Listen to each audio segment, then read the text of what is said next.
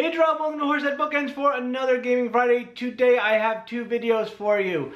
The first one is a quick playthrough and review of The Great Wall by Awaken Realms Studios. But if you're not interested in this game and don't want to see that, feel free to click the link right on the corner right there, and that will bring you to an unboxing of Merchants of the Dark Road by Elf Creek Games.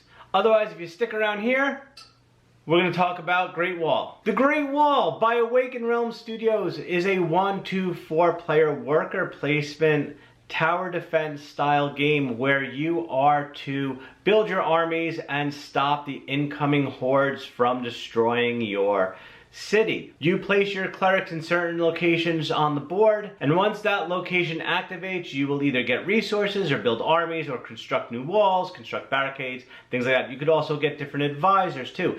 Every player has their own general, which gives them a special ability. Now the special abilities are also buffered by the amount of advisors you have. You have supporting and active advisors. So the more supporting advisors you have, the more bonuses your general will get. So I have this set up on the table right now for a 3-player game.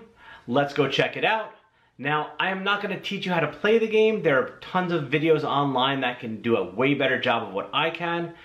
But we're going to play through one round and we'll come back and I'll tell you what I think. So let's head over to the table. Okay, so here we are set up for a 3-player game of The Great Wall. It does take up a lot of room, so I might be cutting off the top and the bottom, but I will try to explain everything the best I can. Let's start with the bottom going forward. The bottom actually are your advisor cards that you can purchase that will give you special abilities. And on the bottom half of the board are all the spaces for your workers as part of the worker placement aspect of the game. All of the red dots are normal locations. They activate once all the dots are filled in. And the green locations, they activate every turn. Those are your special locations. You can have as many clerks there as you want. Moving up above the worker placement area, you have your locations. These are your rest areas. You can barely see, there's a faint line drawn where you can store armies who are not currently in battle. Usually when you generate them from the barracks right in the middle here, you'll go right into battle, but if they survive a fight, they come back and go into this rest area. Right in the middle are the spaces for the walls to be built. There are actually 3 levels, each costing a certain amount of resources to build. Right beyond the wall are your barracks. They also help defend your little village down here. And above that are the advancing hordes. Now each of the horde cards have a attack value and an honor value. Honor points are your victory points in the game. Let me see if I can focus in on this a little better.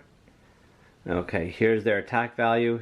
Here are your honor points, and these are the spaces that you need to place armies on or cause damage to. Once all the squares are covered, that advancing horde is technically defeated. On the upper left hand side of the board is the time tracker.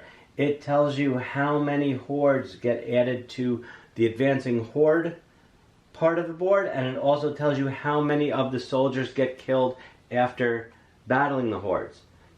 On the upper right hand side of the board, you can't see it right now, but that's where your command cards go. And at the very top is the horde deck, and there are artifacts that are used in end scoring of the game. Now I have everything set up on the left hand side of the board for players 1, 2, and 3 according to the T counter on your general card. The highest T counter goes first, followed by the second highest, third highest. They tell you exactly the resources you get and what your general's ability is. You also start with 2 advisor cards. One stays face up, and that is your active advisor. The other one goes face down underneath your general card. That is your supporting advisor. The supporting advisors help get you different bonuses on your general card. Each player also has a deck of command cards. Now these are basically what is used to pick your action. The name of the action, and then the steps below tell you what you do. what your opponents do, and if there is a extra action at the bottom. The only thing I do not have set up for the game are the shields. Now these are to keep your resources and any cards you have private and hidden from the other players. On the back side they actually have some information on what some of the cards do, advanced activation, and shame tokens.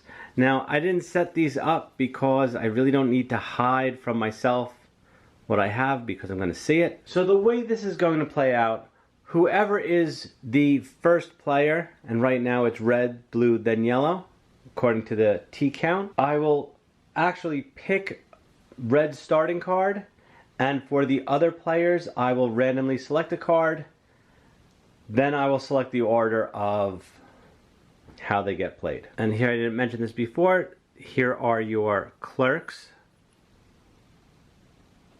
These are your clerks that are actually your workers for your worker placement. And you do have 3 types of armies. You have horsemen. Oh, let me get this to focus. You have horsemen, you have archers, and you have spearmen. Horsemen and your spearmen go directly onto the Horde cards, where archers sit on top of the wall and fire at a distance. Let me take down the wall that I have set up right now. Let's pick some action cards and let's play through a round of the game. Okay, the first thing I need to do is actually pick my command cards. Since red is going first, I'm actually going to choose it. Then I am going to randomly select blue and yellow. I have the 3 cards selected. They get selected face down, and whoever is the first player gets to decide the order of the cards, so I'm going to do that right now.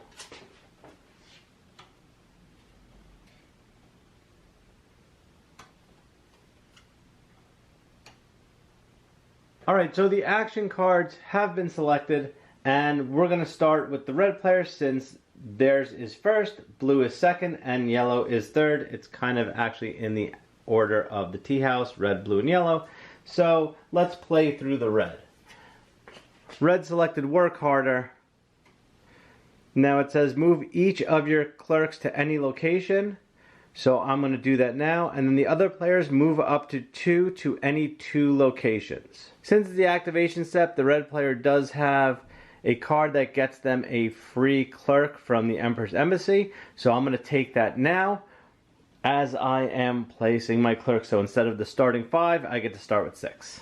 I'm going to take some wood. You know what? I'm going to put 2 on wood. Let's get a soldier. What else do we want to do? Oh, let me remove these because these haven't been built yet, but we do want to build them. Let's put 1 more. No, do I want more wood?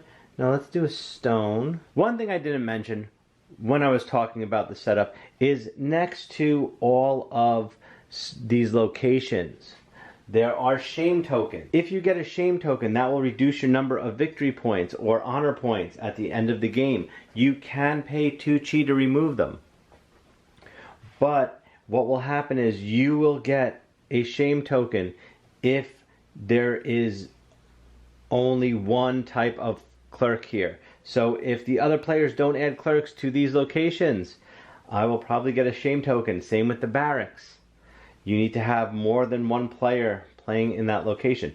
Now there's 3 ways to end the game. One is to let the time track get to the end. The second is to build all the walls up to 3 levels. And the third is to take all of the shame tokens. There are 10 shame tokens per player. So when all 30 run out in a 3-player game, the game is also over. So now it is blue's turn to activate. So they can place 2 to any location. Blue, I think, wants... Blue's low on wood, so blue wants some wood. And they also want to hire an army as well. Yellow's turn. Alright, so the yellow player actually has a pretty good special ability for their general. In the Overseer step, they actually get to get 2 gold, so they can generate a lot of gold very quickly. We want to try to get an Overseer as fast as possible to generate some gold for us. Now, As we can tell, they don't really have a lot of places to place clerks to get it activated, and they want it activated as quick as possible. So they're going to play right here to fill up this and get it activated. And I think they also want to get some armies out there too. Everything is placed for the red player. Now we're going to go through and activate anything that can be activated. So we're going to start down here. Red gets two wood. This doesn't activate because they're the only one on here. Now, because they got 2 wood, they can donate one of those woods to the general supply and get 2 honor points. So I think they're going to do that right now, and they are now on the board with 2 victory points. Now they have 2 other activations. They can start building, or they can make some armies. I think they are going to do the army first. So let's move them off of here. And they want a horseman because their ability is every time they attack with a horseman, they get 3 honor points for every supporting advisor.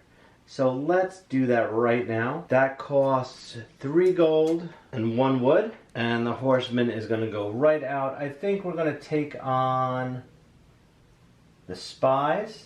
And we're going to cover this up, which gets me 1 gold and 2 victory points. And because they attacked with the horseman, they get another 3 honor. Okay, now final part is to activate this. So they're going to build something. They want to build a wall. No one else is on there. They get to build it themselves. They get all the honor points for it. A wall costs 5. And they already have 1.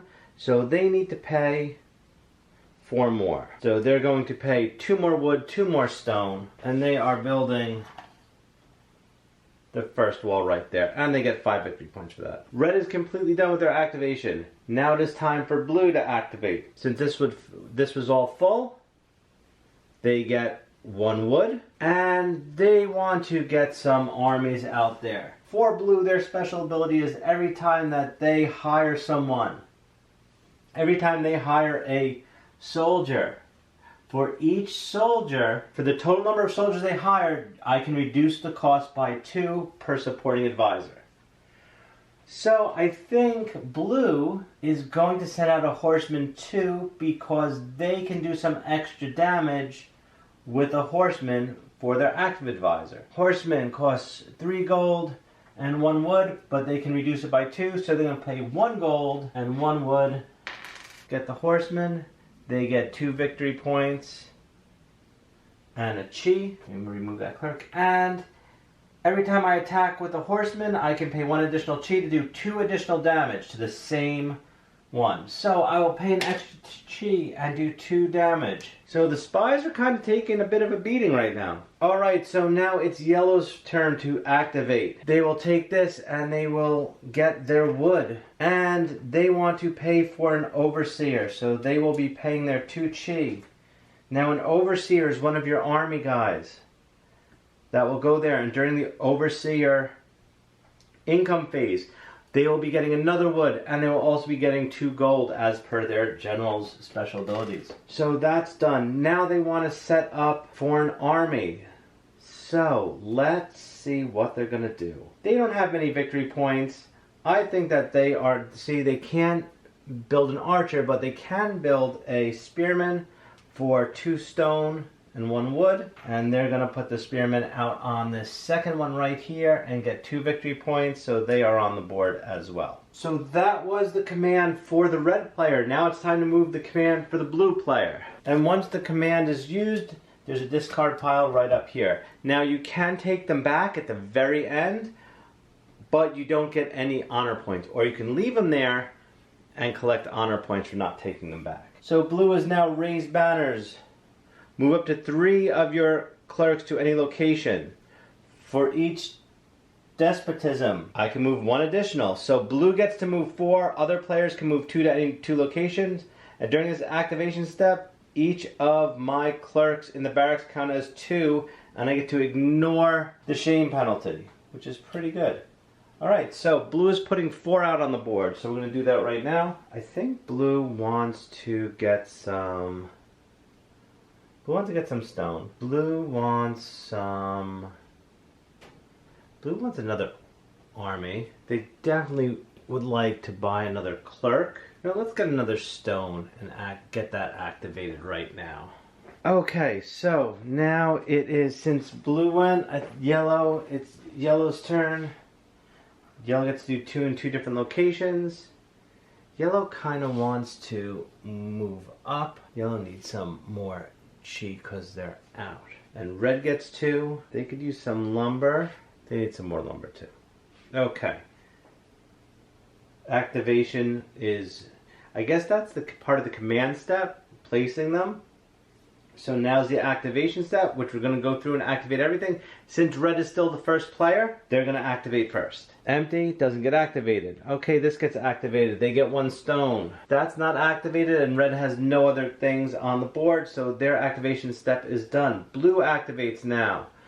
Blue gets 2 stone. They're going to donate 1 for 2 extra honor points. Next, they have 1 at the barracks. Now this does count as 2, and we get to ignore the shame tokens as per their command card. So what are they going to do? They have 2 in there. They're going to build another horseman. Now they get another one, so they are also going to take a stone and a wood and get a little guy right on here on the pikemen. Get another 2 points. Finally, it is yellow's turn. Yellow can't activate anything. Chi's not full. Tea house isn't full. And that's all they have. So there's nothing to do. Blue activation is over. Command card gets discarded. And now it's yellow's turn. Yellow gets to move up to 4 of their clerks to any location. For each economy card on the command track, move 2 additional. There was no economy card. Other players can move 2 clerks to any 2 locations, and I can perform an advanced action at any 1 location, which is actually pretty good. So yellow gets to place 4. Oh, I forgot. Blue can't afford this anymore because so I'm not sure if there's a penalty if you play something you can't afford it. So I'm just going to take them back and not do anything with it. So now it's yellow's turn. Yellow gets to place 4, but we only have 3. So let's play some things. Yellow needs to build some things. So I'm going to build some of that. Yellow also wants to be the first player. So we're going to move that over there. And why not get some chi to activate everything. Alright, so red places 2 at any 2 locations. Red really needs lumber, but doesn't want to get a shame token. I can also use, I could also use some stone. Blue gets to place 2. Blue really needs lumber. And blue also would like, I hate to do this, but blue needs some gold because he is running out of gold. Activation step still starts with red. So red gets 3 lumber. They are definitely going to donate 1 for 2 points. Not activated. Red gets a chi. And that's all red is doing right now. Now it is time for blue to activate. Blue gets a lumber, which they are not donating because they need it. Not activating. Nothing else left for blue to do. Yellow activates. Yellow gets 2 chi. Yellow also moves to the top of the T track. So they are now the first player to activate for round 2. And then finally, they get to build something.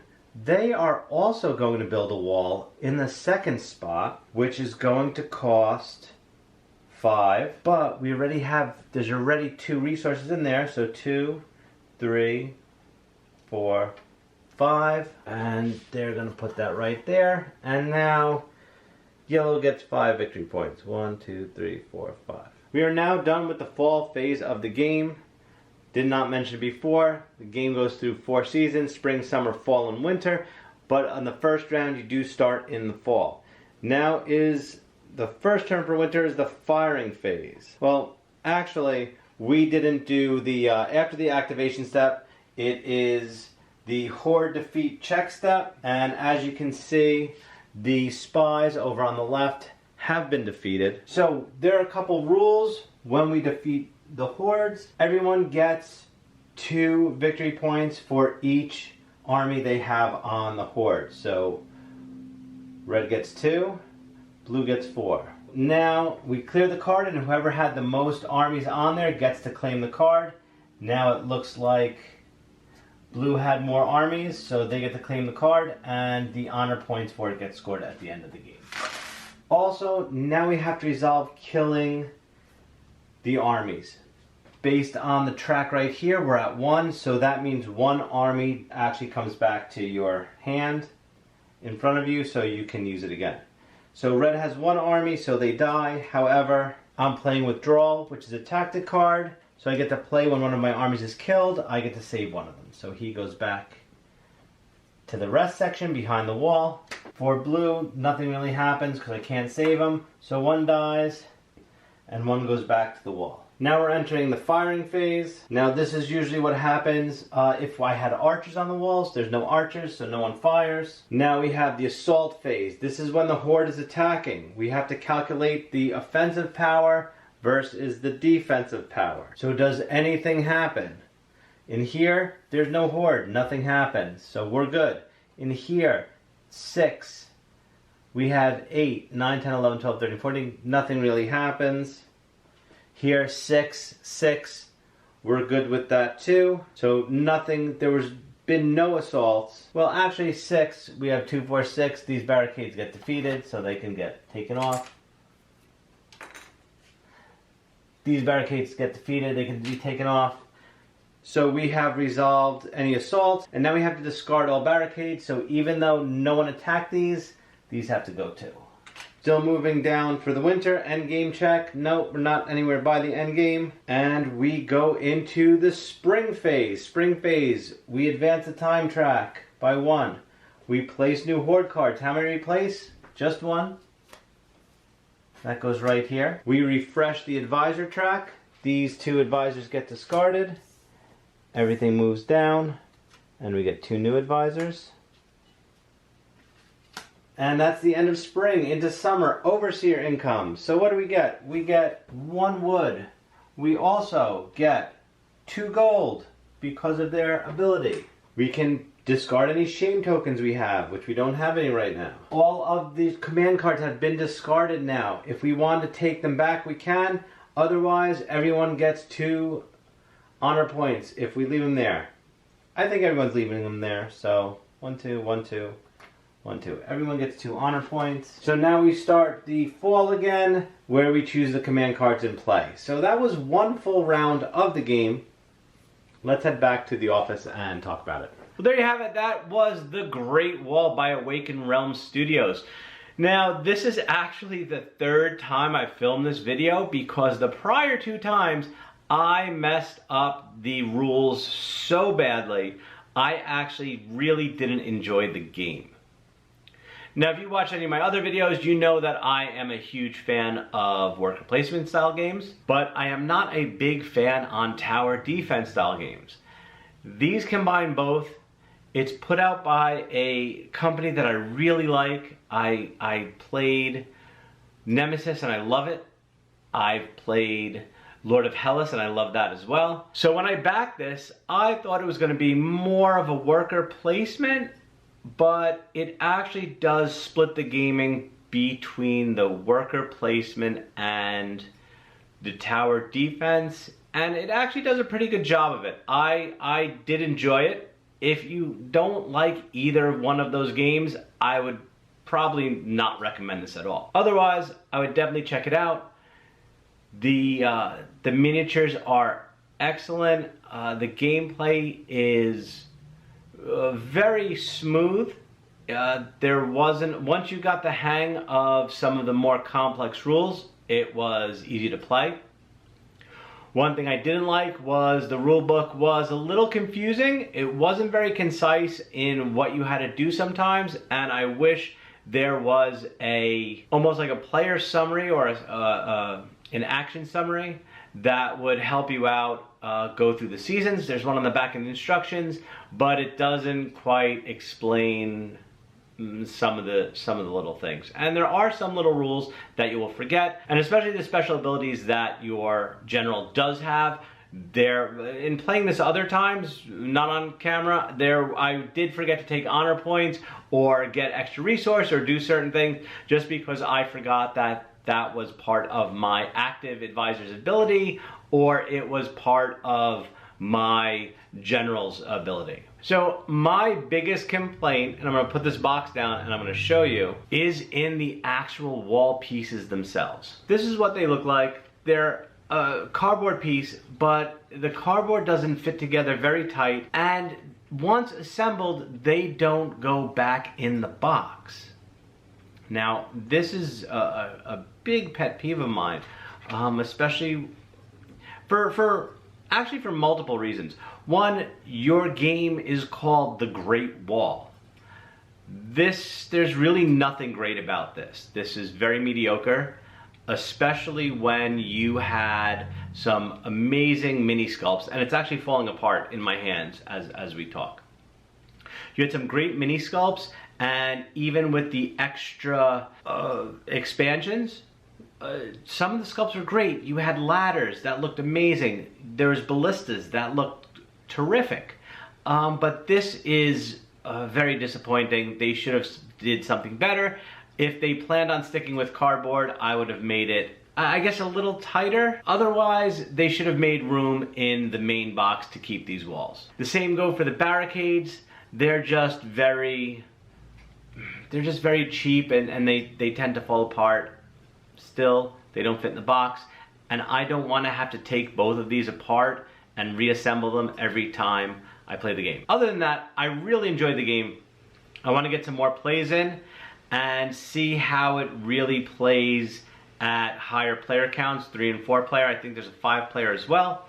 And I still need to try the solo mode, which I haven't looked into. There's also a co-op mode, which I kind of don't understand because all the players do have to work together to defeat the hordes. So you're kind of playing co-op, but you're kind of not.